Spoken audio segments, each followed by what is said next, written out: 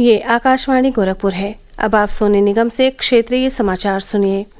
देश भर में 18 वर्ष से अधिक आयु के सभी लोगों के लिए सरकारी केंद्रों में निःशुल्क टीकाकरण अभियान चलाया जा रहा है। आपसे अपील है कि कोविड रोधी टीका जरूर लगवाएं। कोरोना महामारी के प्रति कोई भी लापरवाही न बरतें। जब तक आवश्यक न हो, घर से बाहर न निकलें और इन आसान उपायों का पालन करें। मास्क लगाएं, 2 गज की सुरक्षित दूरी बनाए रखें, बार बार हाथ धोएं और चेहरा साफ रखें। कोविड से संबंधित जानकारी और मार्गदर्शन के लिए राष्ट्रीय हेल्पलाइन काम कर रही हैं।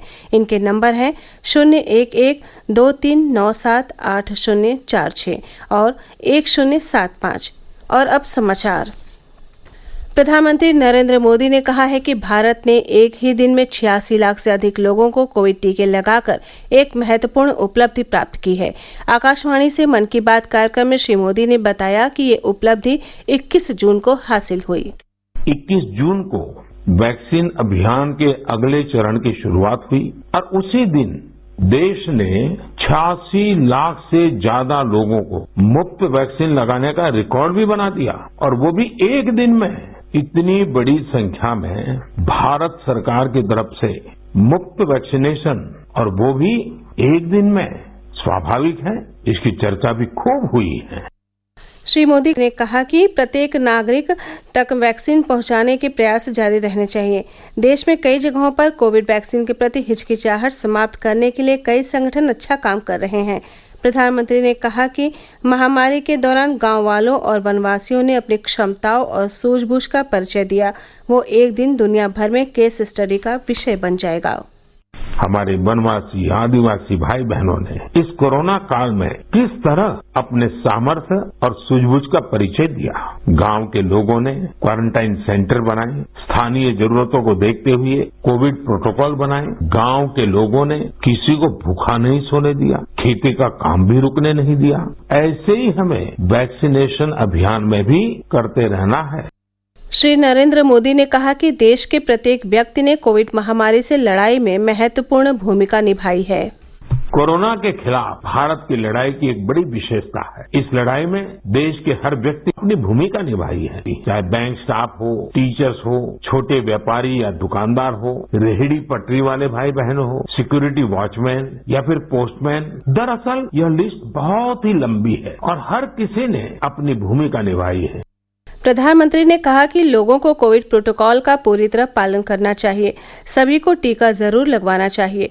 उन्होंने कहा कि हमारे देश में अब मानसून का सीजन भी आ गया है। ये समय जल संरक्षण का भी है।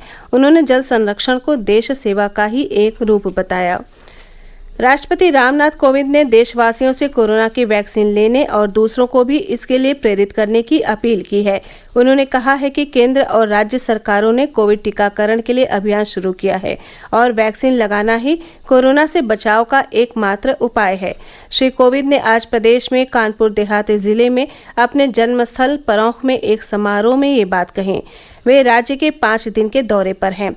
राष्ट्रपति ने कहा कि उन्होंने ये कल्पना भी नहीं की थी कि उनके जैसे ग्रामीण पृष्ठभूमि का साधारण सा बालक सर्वोच्च संवैधानिक पद पर पहुंच सकता है, लेकिन लोकतंत्र के कारण ये संभव हुआ है। उन्होंने कहा कि एक विशेष रेलगाड़ी में दिल्ली से कानपुर की यात्रा के क्रम में उन्हें रेलवे के विकास की झलक मिली। कार्यक्रम में राज्यपाल आनंदीबेन पटेल और मुख्यमंत्री योगी आदित्यनाथ भी मौजूद थे। मुख्यमंत्री ने राज्यवासियों से कोविड प्रोटोकॉल का पूरी तरह से पालन करने और टीके लगवाने की अपील की।